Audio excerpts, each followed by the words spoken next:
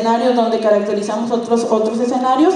Por ejemplo, en este segundo escenario, nosotros lo que queremos o lo que caracterizamos fue el estado de ambigüedad que se produce cuando ninguna de las distancias, bueno, de las circunferencias, hay intersección entre ellas.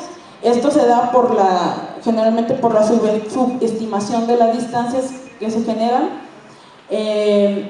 Y bueno, en este caso, bueno, aquí tenemos los valores que se introducen al método, tanto las posiciones de las balizas como las distancias para generar este tipo de escenario.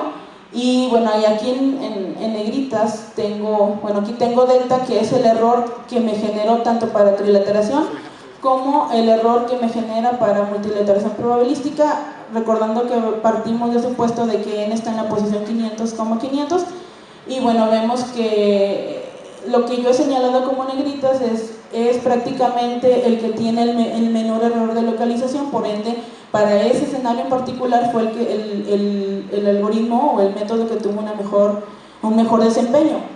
En este segundo escenario, bueno, fue trilateración con un error menor a multilateración probabilística, y bueno, y el recuerdo de los cálculos matemáticos, bueno, trilateración tuvo un mejor desempeño.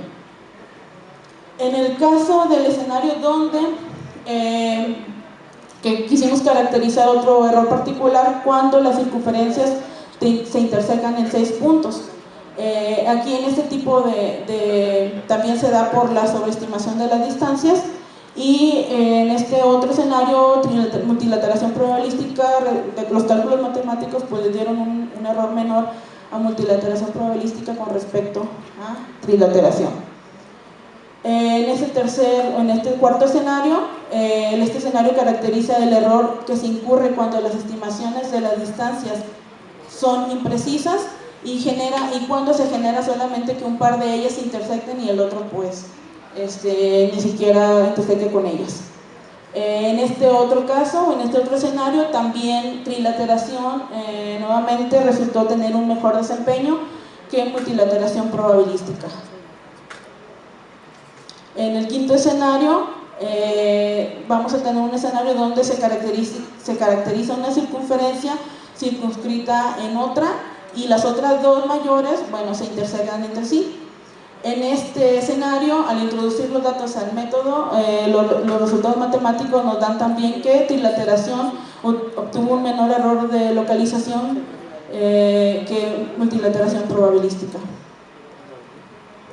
Otro de los escenarios es que cuando quisimos caracterizar el caso de que las circunferencias fueran superpuestas, en este sentido también los resultados de los métodos matemáticos le dieron un mejor desempeño por mucho a lo que es trilateración con respecto a multilateración probabilística.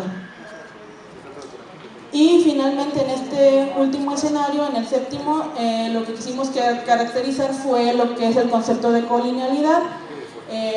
Aquí es donde podemos ver, digamos, que la mayor bondad de multilateración probabilística, aunque su error es grande. Nosotros podemos determinar aquí en este tipo de experimentos estamos utilizando información a 3 referencias para poder compararlo con trilateración, que es el método que requiere al menos 3 referencias para poder estimar.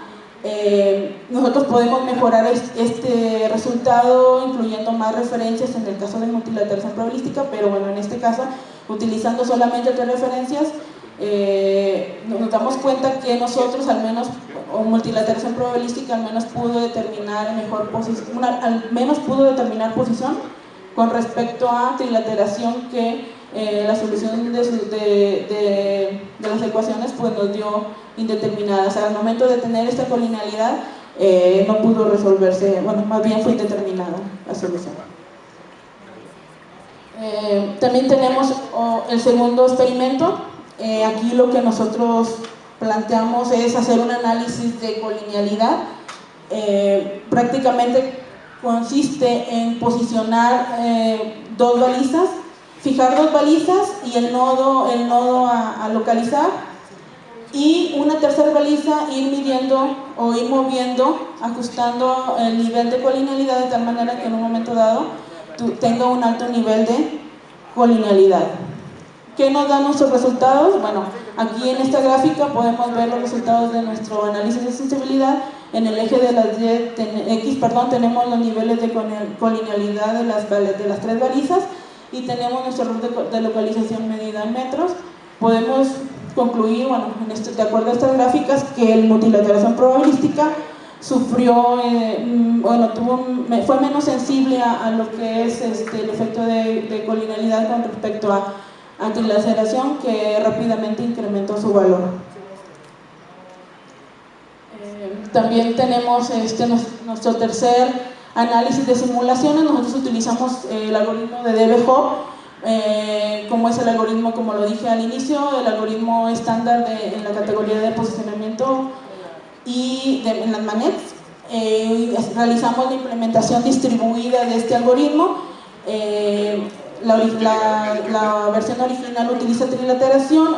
En nuestro caso, nosotros lo que hicimos nada más fue sustituir ese método de trilateración por multilateración probabilística y utilizamos un ambiente de simulación con esas características, con la versión NS2, variando el número de balizas y algunos otros parámetros. Que me voy más rápido porque ya el tiempo me come. El error nosotros estamos midiendo estas métricas para nuestros experimentos: el error de localización, la cobertura y la sobrecarga. En este experimento además hicimos otros experimentos a la vez, en el cual lo que queríamos era medir cómo se comporta nuestro algoritmo cuando se incrementa el número de balizas disponibles, cuando varía el tamaño de nuestra área de simulación y cuando le incrementamos o cuando variamos nuestro nivel de movilidad. Bueno, ya en términos, les voy a presentar, digamos, que los resultados más importantes que creo yo está acá. Los puse así en una sola filmina porque, bueno, quiero que muestren más o menos la diferencia que hay entre los 3 niveles de movilidad. En el eje de las X tenemos el número de balizas, la disponibilidad de las balizas y el error de localización en el eje de las Y. Casi en la mayoría de nuestros experimentos, al incrementar el número de balizas, nuestro error de localización fue decrementando. Además, eso es básicamente porque el error generalmente se da cuando las balizas están más distantes, y el error que se genera al traducir las distancias sensatas a las distancias euclidianas, pues se ve más evidente en esos casos. Cuando se incrementa, les decía, el número de balizas, el error de localización decrementa. Cuando incrementa el nivel de movilidad, incrementa el error de localización.